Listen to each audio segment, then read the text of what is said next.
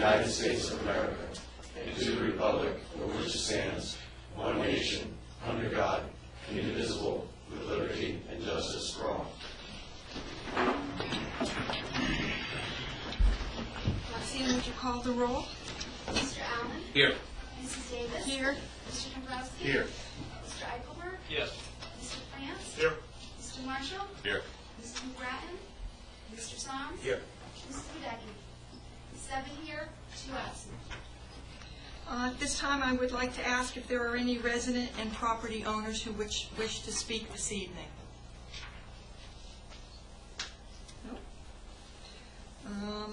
Is there someone here from Ledyard? Yes, at this time.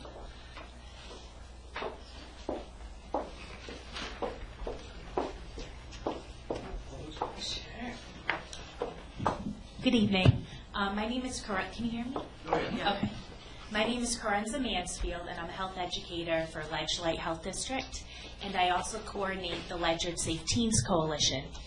And the coalition has been in existence for about 6 years now, and our goal is to reduce underage drinking in Ledyard. And our coalition is funded by the Department of Mental Health and Addiction Services. And we are funded to implement different strategies to reduce underage drinking. And one of the things that we did this past May was we worked with the police department, Ledyard Police, and Connecticut State Liquor Commission to conduct compliance checks. This meant that a trained youth went into a package store with a police officer and basically asked, went up to buy a 6-pack or whatever it may be, and to test the person, see if they're checking ID or not. And we went to 6 different package stores. 1 was closed, 4 passed, and 1 failed. So today I'm here to recognize those that passed and to thank them for their diligence in carding, checking for IDs to help us prevent underage drinking. So I invited those that passed here tonight, and 2 out of the 4 were able to make tonight's meeting. So I would like to recognize them and call them up and give them a plaque.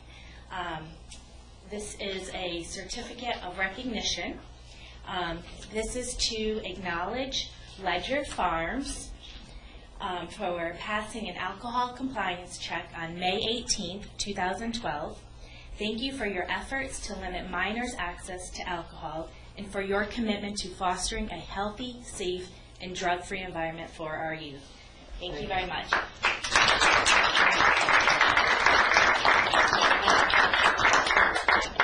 And the plaques are signed by the sergeant, the mayor, and our director of health. And this one is to Bears Place Package Store. So if you could come up and get your certificate. Again,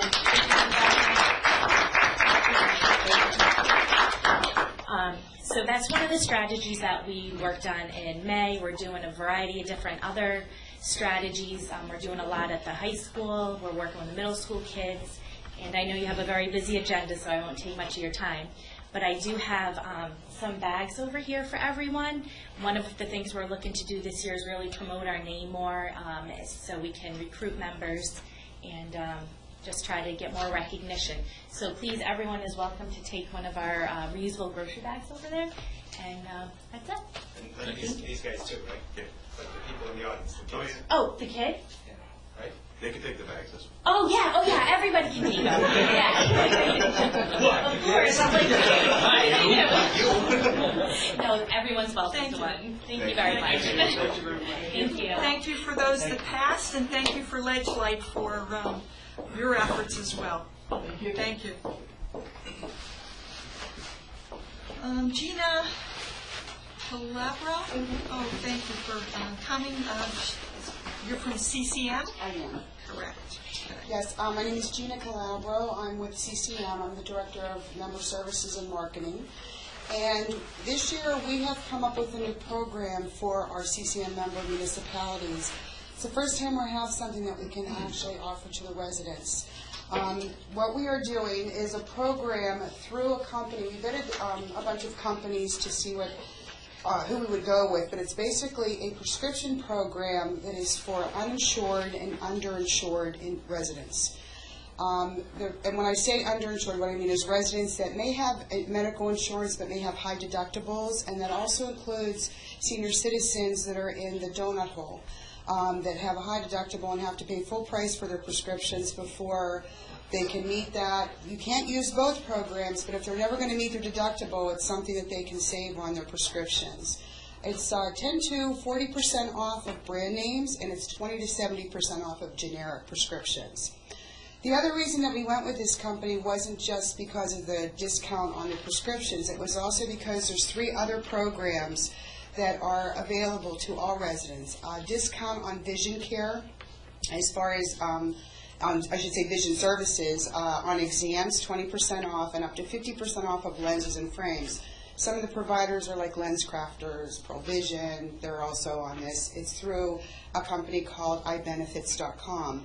Also, there's hearing aid and hearing services available, up to 65% off of those services, again through participating providers. And then LASIK surgery, up to 50% off, again through participating providers. The way that the program works is, and we have had, I'll show you some of the postcards that we've done with some of the other towns. This is not a membership enrollment for the residents. They do not need to fill out any forms whatsoever. It's not personalized in any way. So we don't know who is using the card. We just know that the card's being used by membership, random membership number. So there's no personalization or anything on their part that they need to enroll. The way that what we do is brand each of the cards for each town. So in essence, in this case, East Windsor was one of the first towns that, okay, I'm sorry. East Windsor was one of the first towns participating. And so we brand a card for, it would be the town of Ledyard.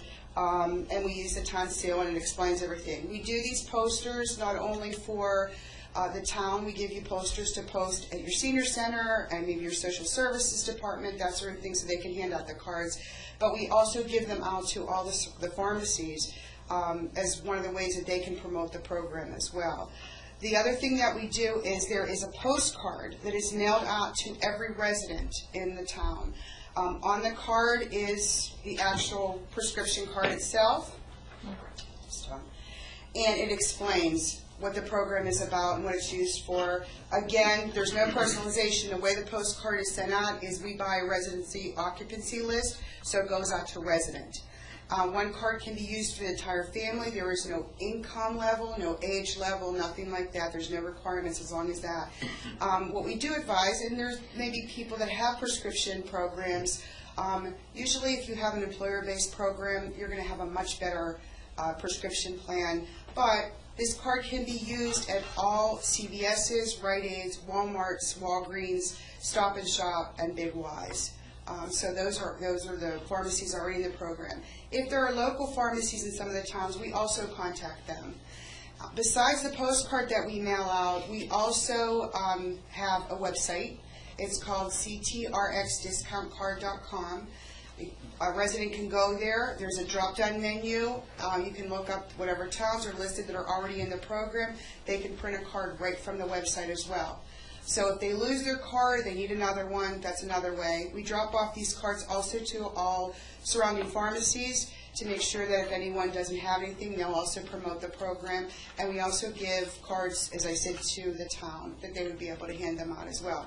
So this way we can cover as many individuals in case the mailing, and we do cover post office boxes, but in case there's maybe apartment buildings or things like that they may not have received a mailing. And that's primarily the program. We also supply you with flyers, again, to explain everything about the program and hand things out. At this time, we have 9 towns that have mailed out already. We have 6 more that are mailing out within a week, and I'm working with another 15 right now that are in process. The whole process takes 5 to 6 weeks. Because all of the materials that we put together have to be approved by the town to make sure that everything, all the information on there is correct. And then we go, and then by the time it has to go to the printer and be mailed out. So the first part of the process takes about 2 weeks. The last part takes about 3 weeks to mail everything out. Anyone have any questions? Yes. Could you just explain to the audience what CCM is? CCM, we're the Connecticut Conference of Municipalities. We're an association of all the towns and cities in Connecticut. And one of the things that we do is provide programs to help the towns in doing their job as well. Most of the programs that we've offered in the past have been to assist the towns in saving money, whether it be through energy programs, our drug and alcohol testing for Department of Transportation or Public Works drivers, things like that. Any other questions? Does the town have to enroll? I mean, what's the next step? Yes. I did send an agreement over to the mayor. There is an enrollment agreement. I advise all the towns, please pass it through your attorney, even though we vetted it through all of our attorneys. And I have spoken to some town attorneys as well, that, you know, in case there's any questions on it. The enrollment agreement is basically just that you're buying into the program, and because we'll be using the town seal, that you've agreed that we can go forward with that. But as I said, there isn't anything outside of that for any of the residents. It's only for the town, just so we can include your town seal. And you, for the viewing audience, you used the word buying into the program. I don't think you meant buying. No, there is no fee. I just say endorsing. I'll use the word endorsing the program. There's no fee to the town, and there's no fee to the residents at all. How this is funded is basically through the pharmacies. All pharmacies belong to a group called Restat, and that's what's even listed on the card. Restat is what sets the discounts, and it's mainly what most insurance programs are through as well. So, and because they want to also encourage business to their retail stores or whatever, they all buy into this program. So they basically fund it. The prescription plan that we're providing isn't anything that's uncommon. People may have received cards in the mail that said you could save on your prescriptions. They are valid. The thing is that people aren't sure that they're a legitimate company, and that's one of the reasons why we went forward with this program, was because we did look into this group. This group has been doing this in New York State for 3 years. They went through their county association, and now about 85% of New York is using this card through their counties. Thank you. John said the mayor said you would be brief, and you certainly were. We appreciate that, and thank you for good information. Thank you.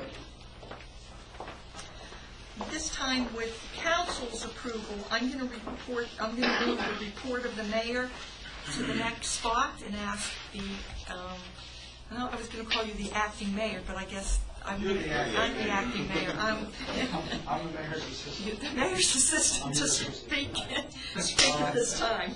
On the PROACT prescription plan, the mayor has asked the town attorney to review it. She has provided 4 short comments. I will provide those comments to Roxanne so she can, she can send those all out to you. And they're just questions on how the program is administered, really. As far as the mayor's report goes, first and foremost, for the residents that are watching Tropical Storm Sandy, we are also monitoring that, and we'll be posting on the town's website, Facebook page, any changes or any actions that we're going to take in response to that. This is a good time to sign up for the Everbridge alerting system. You can do that by going onto the town's website, and that system is it's a phone system. You can get an email, you can get a text message, you can get a phone call, and it will tell you an update on anything that's going on in the town. So we are looking at this, we are monitoring it, and we will keep the town informed if any action is necessary. The Public Works Department requests that if you have a storm drain in front of your home, that you go out and try and clear the leaves from that storm drain just on the top and around it, so that when the heavy rains do come, that the storm drain can function and the water will go away. The town received a State of Connecticut Department of Transportation DUI enforcement grant to the amount of $51,300, and we'll be using that across the next year to run DUI checks. The Avery Hill Algin Heights Water Project is moving along very quickly. The 10-inch main along Avery Hill Road has been installed. Running the laterals up windward, and starting next week, they'll be clearing the land from Avery Hill Road up to the water tower, and their goal is to pressure test the system, the mains, by Thanksgiving. So they're moving ahead very well with that. Speaking of road work, Public Works Director is working on a new road maintenance schedule, and we'll make a presentation to the Town Council probably in the December-January timeframe when things quiet down a little bit. For those that don't know, the Lantern Hill Road Bridge has been officially reopened. There was a ribbon cutting last week, and it's quite the bridge to go over. So if you ever want to see what federal dollars will do for you, try that bridge. And then finally, the mayor signed the lease for the Nathan Lester House last week. Are there any questions? Any questions from councilors? We're going to let you go easy. Thank you for being here. It's my pleasure. And let's hope that the mayor returns and there is no storm. That's my wish. Thank you very much. At this time, any town councilors have comments? Yes. I wanted to recognize several people tonight, starting with Ledyard Animal Control and Ledyard Gales Ferry Community Forum, and John Marshall, I know you do a lot with the Ledyard Animal Control, and all the residents who found Dax. Dax is, what was he, a 9-month-old boxer who's gone for 11 days. People were out looking for him, and I especially want to mention Peter Morneau, who was out looking for Dax. It sounds like just about every day, and he's now out looking for Shadow, another missing dog. But after 11 days, Dax came home. He was found lying on a couch in somebody's open garage. He gave up the run. But it's just a great feel-good story about Ledyard. And there were so many people looking for him, and there are people now looking for Shadow. So I just wanted to bring that to everybody's attention. It's a great story. Secondly, on a more serious note, my parents both served in the military during World War II to ensure my right to vote. And there are people in this room who have served to ensure our right to vote. And there are people dying right now, and more people will die before Election Day. And they are dying to ensure other people in other countries' right to vote. So I want you to ask yourself a question every morning when you wake up. Is it Tuesday? And if the answer is yes, it's Tuesday, then ask yourself, is it November? And if the answer is yes, it's November, then ask yourself, is it the 6th of November? And if the answer to that is yes, please vote. Thank you. Thank you. Any other council comments? Yeah, I'd like to add to Councilor Som's dog story. If you see one of these loose dogs, there's still 2 more out there, don't chase them, because they can run faster and longer than you can. Just call Ledyard Animal Control, let them know where they're at, because they chart it. The dogs go in a pattern, and it makes it much easier to catch them and get them back to their owners. So please just call Animal Control and let them know where you saw the dog. Do not chase it. They're scared already. It just makes it worse. Second, the deer are coming into the rut, which means the male deer are going to be chasing the female deer across our roads. So in the next couple of weeks, pay extra special attention. Look out for these deer being chased, because they're active now. They're out there more than ever. And if you do happen to hit one of these deer, I recommend you bring your car to Ledyard Auto Body.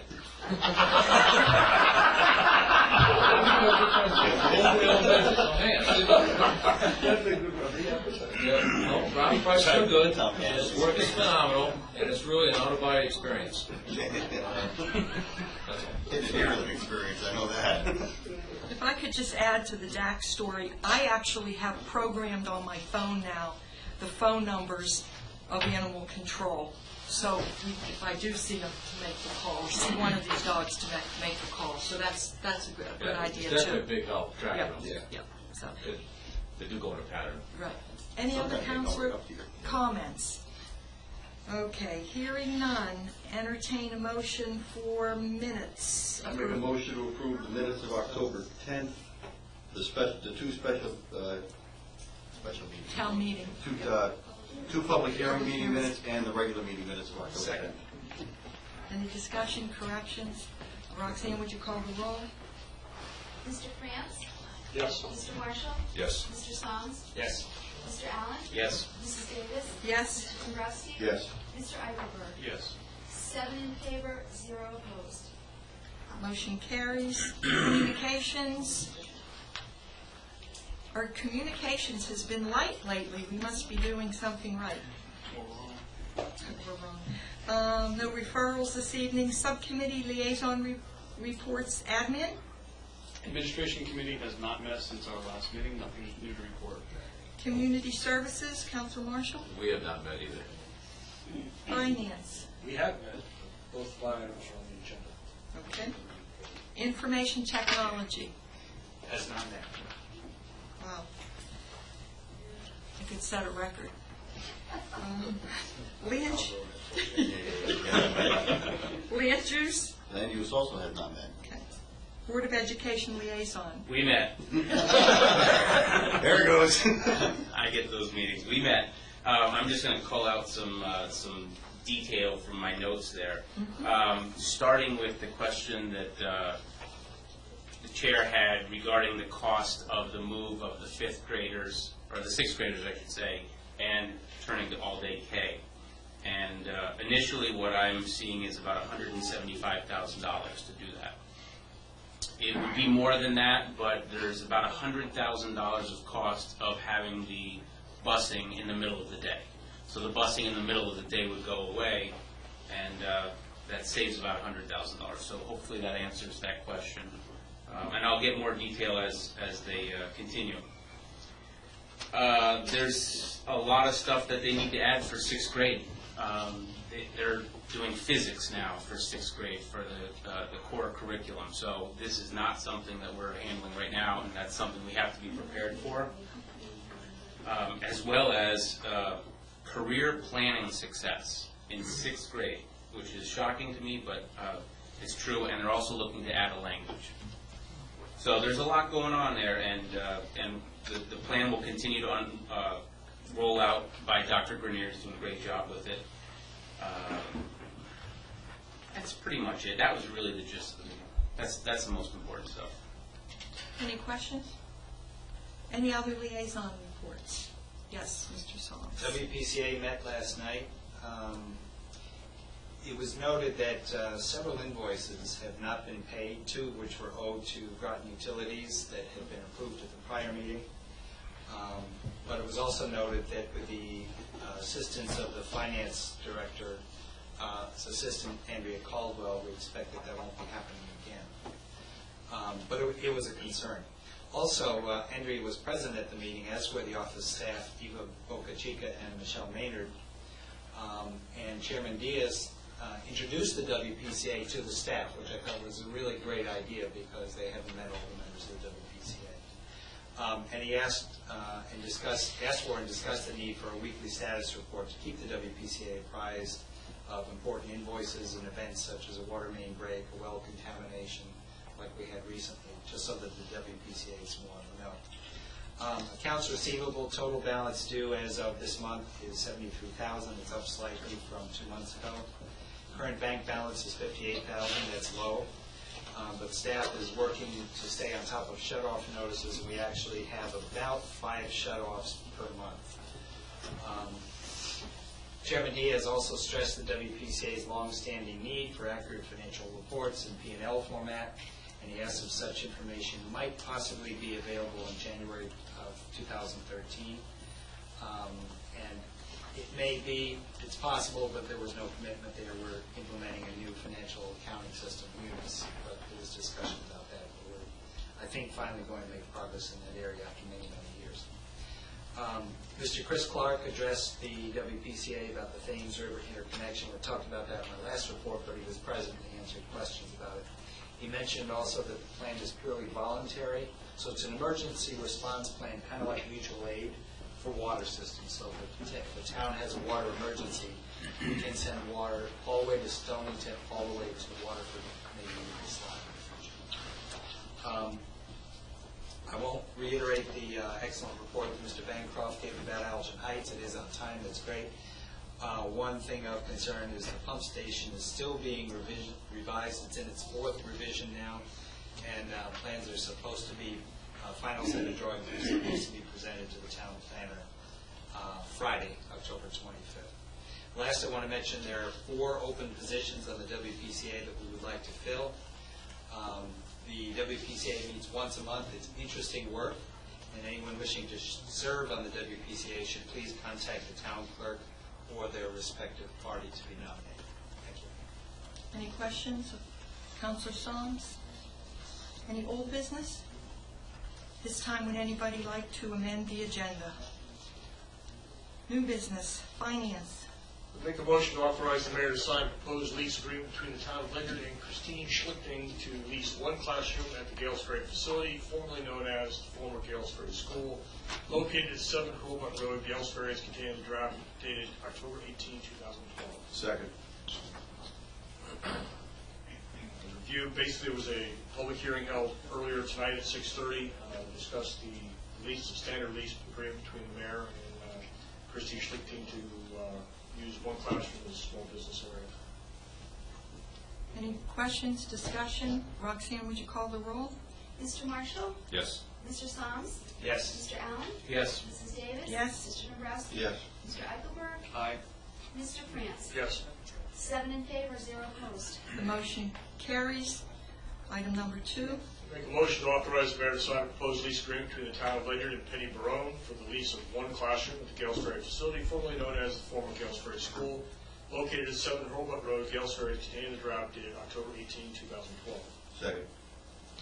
Once again, we have a public hearing at 6:30. Standard lease agreement between the mayor and Penny Barone for the lease of 1 classroom. Any questions? Roxanne, would you call the roll? Mr. Soms? Yes. Mr. Allen? Yes. Mrs. Davis? Yes. Mr. Dombrowski? Yes. Mr. Eichelberg? Yes. Mr. France? Yes. Mr. Marshall? Yes. 7 in favor, 0 opposed. Motion carries. At this time, I would like to, while we wait for our attorney as far as the executive session, I would like to go back to our discussion on creating a capital list, and wondered if anybody had had any thoughts since our last meeting. And, you know, everything is I guess fair game is the word I'd use as far as putting it on the list. It's more of a wish list. I mean, we don't want to concern people into thinking we're coming up with a great big list to spend people's money, but you know, we haven't really updated this list in quite a while, and I think it would be an important thing to do. So at this time, I would just sort of entertain some, we can just ask Roxanne to kind of just start a list and let people sort of see what they think. And you look like you're ready to go. You know, you spoke to me about this earlier today, and I thought about it. I had not come up with anything, but I had this nice little piece of mail in my mailbox from Tamkin Development Corporation. Economic development being near and dear to my heart, and having formerly chaired that commission, I'm sure that's why I received this. This is a program to develop virtual buildings on town property, so that you can make it, at least this from haven't reviewed this thing completely, but basically what it allows you to do is take a piece of town property, develop a virtual building online, and then market it. So, and he lists a number of the former companies that have used this. It includes Avon, Kmart, Marriott, Pepsi, a number of big name companies.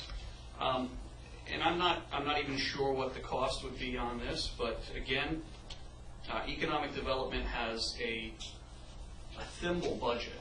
I mean, they basically used to get enough to get their stamps, and that was about it. Several of the counselors here have served on economic development as well, so you know what I'm talking about. And I think going forward, this could be something that we could investigate and potentially use. We will add that to our list. And perhaps we should refer that also to land use. Absolutely. Yeah, I can do that I have one item I'd like, we've talked about this, and this item has actually gone back and forth between land use and finance as far as renovations to the annex. Yes. And we're always trying to find out where the money could be to do any possible potential renovation to this building. We should probably think about maybe town hall as well. So maybe throwing that on the capital improvement list might be a good idea. Good idea. Anyone else? Mr. Solomons. I actually got a phone call this week. For anyone who happened to be at the play this spring at the high school, it was hot. And I'm sure the kids will tell you it's hot in the auditorium in the late spring and the early fall. So I was asked if the council would be willing to consider the idea of purchasing air conditioning for the high school auditorium if the Ledyard music boosters raise some of the money. If the Board of Ed raised or put up some of the money, would the town put up the rest of the money? The cost, total cost, I believe was $60,000 for air conditioning. This is just for the high school auditorium, it's not for the whole building. But I've been in that auditorium many times for many performances where it gets pretty toasty, even when it's not summertime, just the number of people in there. If you're a performer, if you're a parent, if you're one of the music teachers or anyone else presenting here, being up under those lights in an already hot auditorium is something that we should think about. We've even had town meetings there that have gotten a little toasty. Yes, there are. With only a few people. Exactly. 10 people in the full auditorium, it's still kind of warm. No. No. It's only April. All the politicians out there, there you go. Anything else we'd like to add to our list? Well, obviously the school project things would be, but those are school projects. Well, for now we have a little list started. I see that our attorney has arrived. So at this time I will entertain the motion number 4.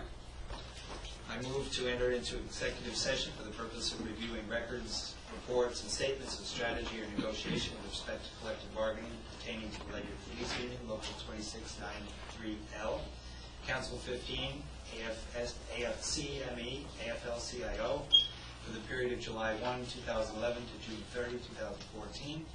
This action is taken without prejudice in the Town Council's right to discuss in private strategy and/or negotiations with respect to collective bargaining pursuant to Connecticut General Statutes, Chapter 1. Included in the meeting will be the Town Council members present, town...